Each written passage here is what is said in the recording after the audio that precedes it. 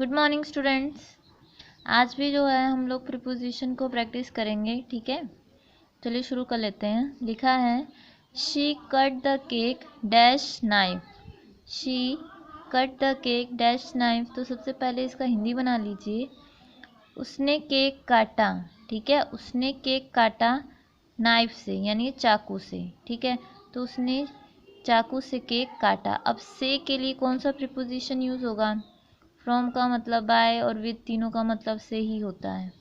तो अगर जो आपको कंसेप्ट पता होगा तो आपको मालूम होगा कि यहाँ पर किसका यूज होगा? विद का यूज होगा। क्यों विद का ही क्यों होगा? क्योंकि जब भी हम कोई काम किसी औजार से, ठीक है, किसी टूल से करते हैं तो वहाँ पर किसका यूज होता है? विद का यूज होता है, ठीक है। आगे है I have been learning Hindi. I have been learning Hindi dash 24 अगस्त। अब आप यहाँ पे क्या फील होगा? फ्रॉम, सिंस और ऑन में से 24 अगस्त क्या है? एक पॉइंट ऑफ टाइम है, ठीक है। तो सिंस के लिए भी वहाँ सिंस का भी यूज़ वहीं पर होता है, ऑन का भी यूज़ वहीं पर होता है, फ्रॉम तो बस लिखा है। तो ये बताइए कि इसमें से कौन सा सही होगा? तो यहाँ पर जो है सिंस सही हो जाएगा।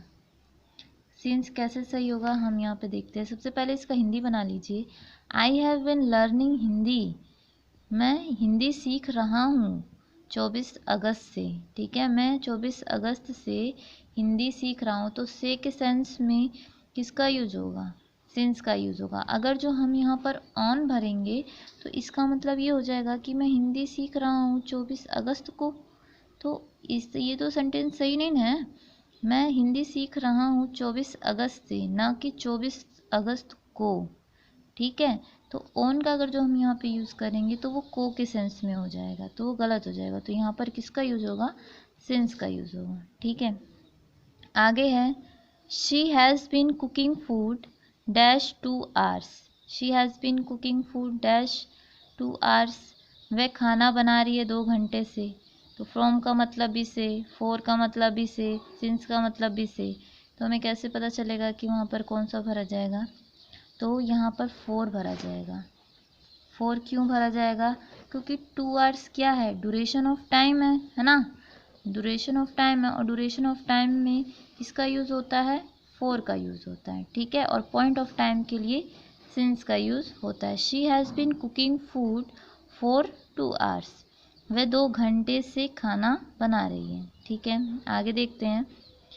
Ram has been suffering dash cold and cough dash 5 days।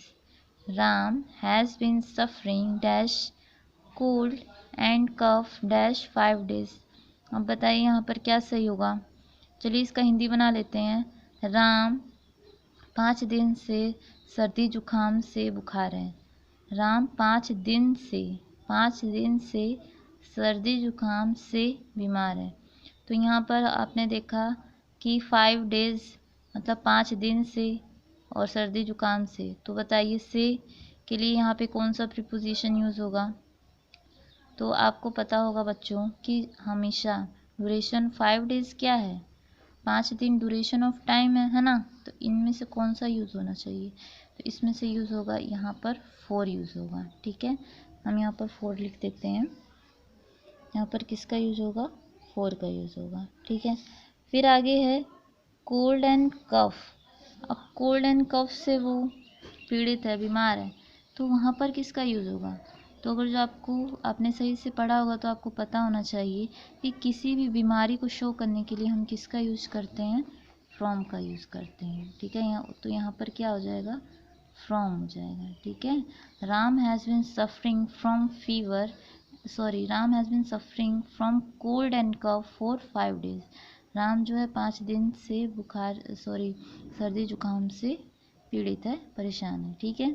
आगे है my school is situated dash post office. My school is situated dash post office. अब यहाँ पे क्या बता रहा है कि मेरा स्कूल स्थित है पोस्ट ऑफिस के बगल में, ठीक है, या पोस्ट ऑफिस के पास में स्थित है, ठीक है। तो उसके लिए हम किसका यूज़ करेंगे?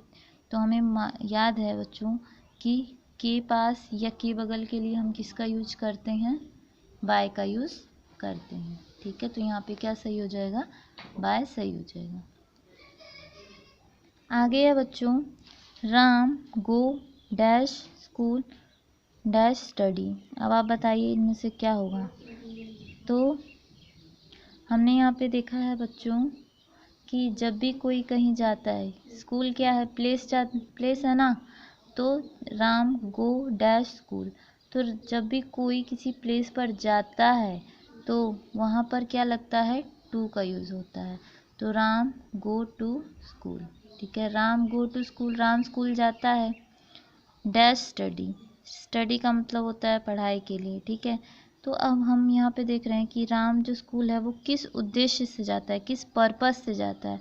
तो वो स्टडी करने यानी कि पढ़ाई के उद्देश्य से जाता है ना। तो यहाँ पर क्या हो जाएगा, जब भी किसी पर्पस की बात हो रही होती है तो वहाँ पर क्या आ जाता है, फॉर आ जाता है। ठीक है, Ram go to school for study. ठीक, कि राम स्कूल जाता है किसके लिए, पढ़ाई करने के लिए, पढ़ाई के लिए जाता है। ठीक है, आगे है Radha went dash market dash car. अब आप बताइए यहाँ पर क्या होगा। आपको मैंने भी इस एग्जांपल में बताया कि जब भी कोई कहीं जाता है, किसी प्लेस पर जाता है, ठीक है, राधा गई मार्केट। ठीक है, राधा मार्केट गई। तो अब ये क्या, इस प्लेस पर जा रही है ना, इस प्लेस के पास जा रही है। तो जब भी कोई जाता है तो वहाँ उस प्लेस के साथ क्या लिखते हैं, टू का यूज़ करते हैं।